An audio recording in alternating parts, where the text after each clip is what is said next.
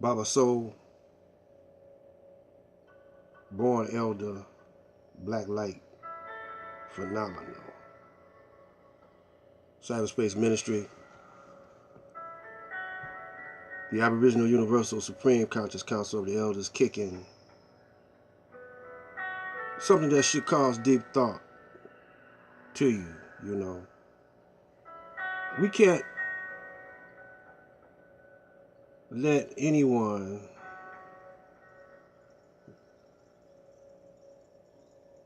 do unto us except if we let them. I don't know if that made any sense. In other words, can't nobody do you in unless you let them do you in. Can't nobody bully you unless you let them bully you. I mean, I was taught to fight back. And sometimes I see, when I was real young, I would see a cat, you know, because I was very skinny. I'm still skinny, and I was small, but I had a lot of fire in me. I had a lot of fight in me. But it was still some cats bigger than me and had just as much fire in them as I had in me. And sometimes I admit that it frightened me. But sometimes I would just go on ahead and fight. And what I would say to myself is this: I'm going to keep fighting. This guy's going to have to kill me to stop me from trying to do harm to him. You know. And I'm going to try to kill him. You know, when I fought, I wanted to see blood. If I hit a guy and couldn't do no damage, I didn't see no visible damage on him, I say, well, I'm not hitting hard enough. But I was taught to punch through my target and don't hold back. Put my weight in it and punch through the target and punch in bunches.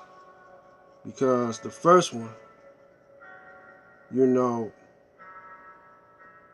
it might stun them, but it might not put them down. And I found out that I could knock some cats out, but some cats had a hard chin. And, you know, I couldn't knock them down. They was tough, mentally and physically.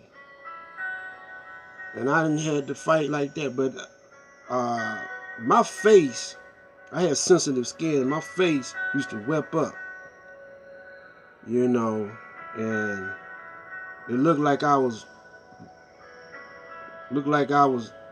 worse off than what I really was. But, you know, I just kept fighting. And,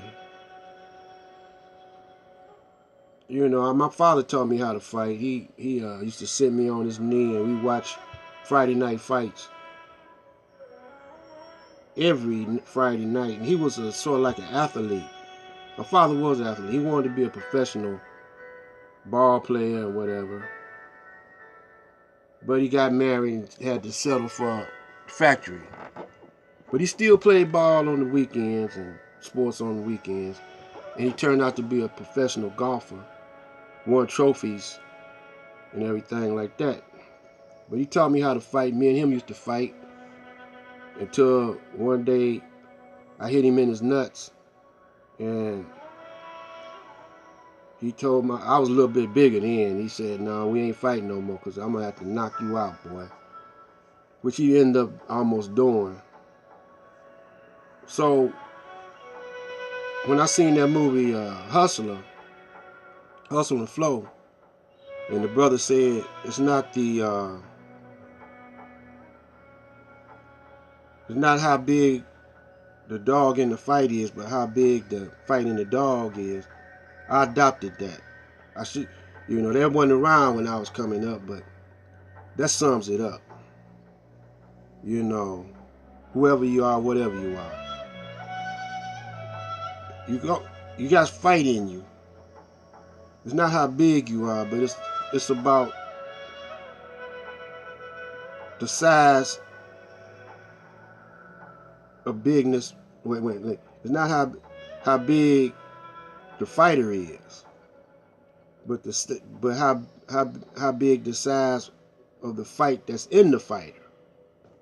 You got to, and then I found out, selling wolf tickets, man. When you get mad, I found that out. You can't get mad. Arguing, that take a lot out you. And you build yourself up. And by the time you throw the first blow, you got tired, man. Plus your punches are not that effective. Even though you be trying to kill a dude, you telegraph your punches when you're mad. Ooh, you be swinging from way back here. You mad. So I watch Ali. Ali would work himself up, get the other guy off his game, and then Iz would, to get all that anxiety out of him, he would come out, dance around, wouldn't even throw a punch sometimes, to get that settle down, a little bit. But see, he was in tremendous shape. He stayed in shape, see. And by the time he settled all that anxiety out of him, he started boxing. Because he always had a plan. Plan A, plan B, like that. And he executed his plan, see. And he studied his opponent, and see where their mistakes was at. And he would do that, he would, that's how he win this fight, and that's how he predicted his fights. Our opponent, we got two opponents. One is ourselves. I'm talking about the black man. We've been the underdog. For thousands of years, we've been the underdog. So they don't even train for us. They don't train for us. They train for everybody else, but they don't train for us, man. They just send out the police on us, every now and then to let them know that, y'all ain't got nothing. Y'all gonna do the same thing over and over again, tear up your own neighborhoods and march or whatever. So we know what y'all gonna do. When they intimidate us, that's what we do. So that's the mark of the beast. That's his mark in our brains. We follow him around the ring. We don't try to cut the ring off. We follow him around the ring. And we just, he just beats us up, mentally, physically, and spiritually. And now he got us beating ourselves up. In other words, we knocking our own self out. We missing him and knocking our own self out. So he just over there somewhere doing what he do, and we over here hitting our own self. He didn't teach us how to think for ourselves. He taught us how to think for him, and he think for us. That's the mark of the beast. And it's to spread it over to his people. It worked so good on us that he said, I'm going to use this on all the people. The beast said, I'm going to use it on everybody. So, now this is what we got to do, man.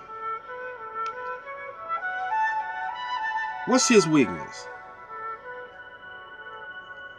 Corruption. That's a weakness. Corruption is a weakness.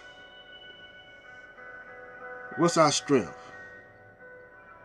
Righteousness. spirituality. You know.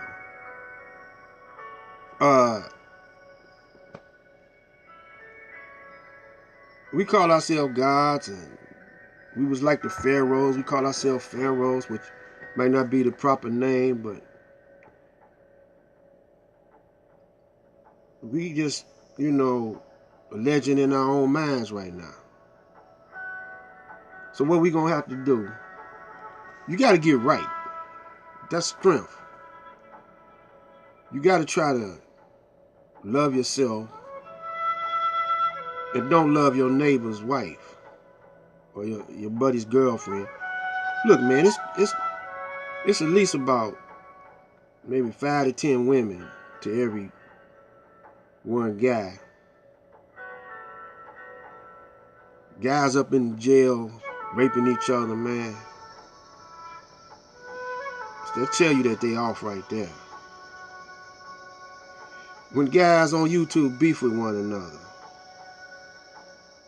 they be calling each other bitches and telling people to suck they Jones and hug they right nut and make the left one jealous. And all that kind of homo stuff, man. So we off, man. So we gonna have to get right. You know. Within ourselves and within the community. And we're gonna have to try to help get our children right and help our other brothers and sisters get themselves right and civilize the uncivilized, because we done turned savage. And once we do this, we can come into unity. The ones that don't want to come into unity, hey, they can't come in our circle. So this is Black Light Out, and saying that that's, you know, when you want to get rid of the mark of the beast, that's how you do it. Black Light Out. Peace.